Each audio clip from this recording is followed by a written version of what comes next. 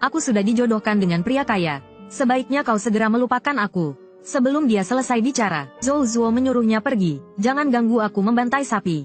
Dia tahu tidak ada yang akan mengerti tindakannya saat ini. Karena hanya dia yang tahu bahwa dalam 3 jam ke depan, umat manusia akan menghadapi bencana alam yang belum pernah terjadi sebelumnya. Awalnya hanya hewan ternak yang bermutasi menjadi ganas dan haus darah. Mereka menyerang semua makhluk hidup yang mereka lihat. Tak lama kemudian, manusia juga mulai menunjukkan gejala yang sama, dan menyebar dengan sangat cepat. Hanya dalam 1 bulan, virus zombie telah menyebar ke seluruh dunia. Bertahun-tahun kemudian, manusia yang selamat kurang dari 100.000. Di kehidupan sebelumnya, dia bingung menghadapi bencana yang tiba-tiba, dan menyaksikan keluarganya mati dengan tragis. Kehidupan ini, dia tidak akan membiarkan tragedi itu terulang. Saat itu, orang tua Zhou Zuo datang setelah mendengar berita itu. Ada apa? Bicarakan baik-baik. Bagaimana kita bisa hidup setelah semua sapi dibantai? Mendengar suara orang tuanya, Zhou Zuo langsung tertegun. Pisau di tangannya jatuh ke tanah.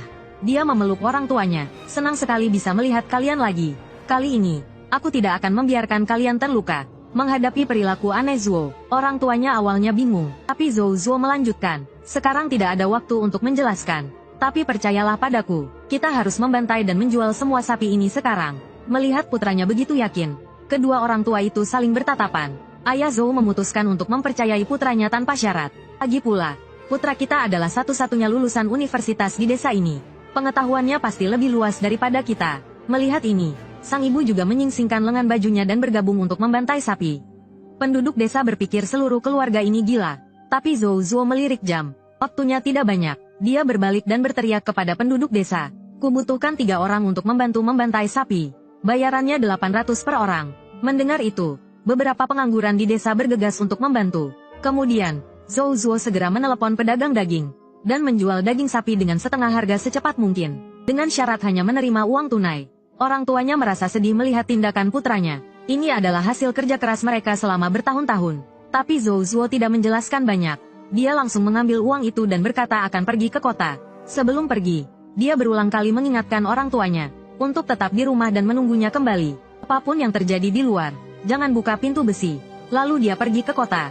Zhou Zuo membeli alat-alat untuk pertahanan diri, dan menyapu bersih semua jenis obat-obatan darurat di kota. Tapi masih ada satu hal terpenting yang dia butuhkan, yaitu mesiu. Dia tahu betul bahwa di tahap awal, hanya dengan memiliki senjata api dia bisa memegang kendali.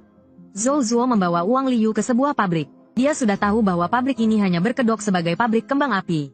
Padahal, pabrik ini menjual mesiu dalam jumlah besar. Dan pemilik pabrik ini adalah Lin Jie, orang yang merebut pacarnya. Zhou Zuo melemparkan sekantong uang ke depan Lin Jie. Lin Jie malah tertawa terbahak-bahak.